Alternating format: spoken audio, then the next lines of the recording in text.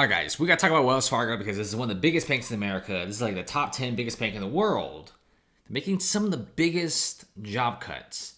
It's getting a little bit worrisome, guys, because we are seeing the Federal Reserve more likely to hold rates at this high area than cut rates recently. Jerome Powell of the Federal Reserve said numerous times that they feel like the U.S. economy is good and they feel like cutting rates should not be the priority.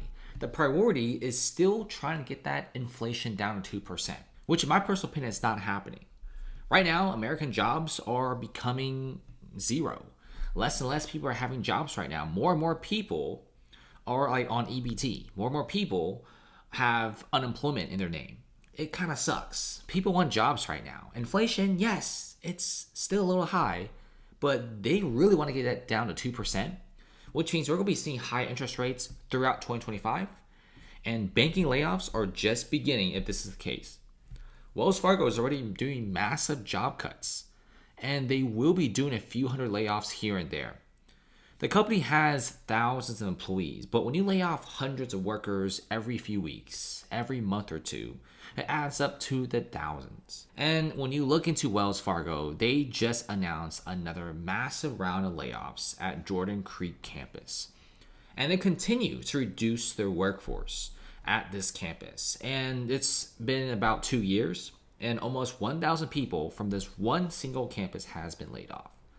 Now, for Wells Fargo, 1,000 people in one single campus is a big deal. This is a pretty massive layoff, all things considered. This is not a small layoff by any means. And when we look at Wells Fargo, what they're doing, they are laying off employees to save money. And more importantly, they are cutting a lot of their high-end office space. Look at Wells Fargo taking a $60 million loss on this 13-story office tower in San Francisco.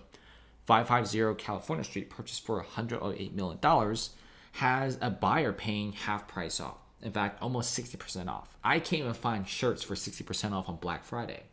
But apparently, in the commercial real estate sector, you're seeing super cheap commercial real estate, which also brings to the question, these small regional banks that Wells Fargo have invested in has lost so much money. You know, last year you got a bunch of small regional banks imploding and going out of business because of high interest rates, and also commercial real estate, which is also causing a lot of the biggest investors to stop investing in these banks. Wells Fargo is also reducing the branches. When they close 8 branches in just 1 week, many people are being affected. Now, these branches cost money. They generally are in very high foot traffic areas, and property tax and everything is just so expensive in the US. So I don't blame Wells Fargo and several other companies like Charles Schwab to close on the branches just to save more money. But you do start to see a trend here, right?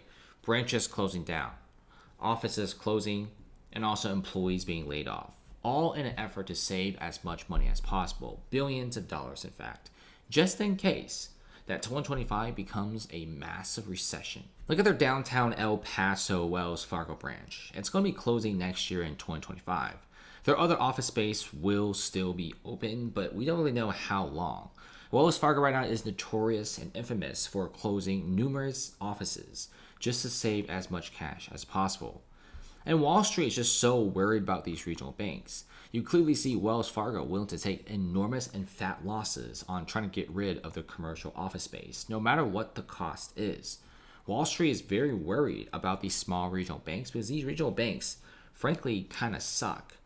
You got millions of dollars being lost from small regional banks every time they invest in commercial real estate. In fact, the commercial real estate market in general in the US started off as being a $20 trillion market back in 2019. Now it's at about $14 trillion. You have $6 to $7 trillion of commercial real estate valuation just wiped out in the past few years. And I kind of see why Wells Fargo is kind of scared. Many banks are very scared about commercial real estate. Many banks are also very scared about their investments in other smaller banks, which is causing this massive ripple effect. Not to mention, with interest rates being so incredibly high, we could be seeing another few bank closures in 2025 and more people to lose their jobs.